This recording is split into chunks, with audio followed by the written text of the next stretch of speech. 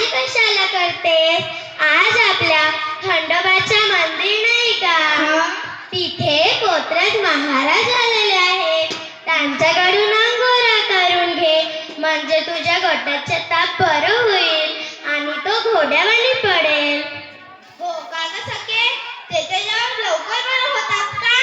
हो, आपल्या गावातल्या सरपंच बाई नाही का, इंदुताई पारधी, त्यांच्या मुलाला पण घेऊन गेले होते. तो तर आता घोड्यावानी पडते. हो का, मग मी ना लवकर कामावरती, मग आपण जाऊया तिथे. अहो धनी, अहो धनी. काय गंगे, किती धरी धरी करत राहते? नाही हो धनी, आवरा लवकर, आपल्याला कोत्रज महाराजाकडे जायचंय. बरं वाढ मला भाकर, भाकर तुकडा खाऊ देत नाही.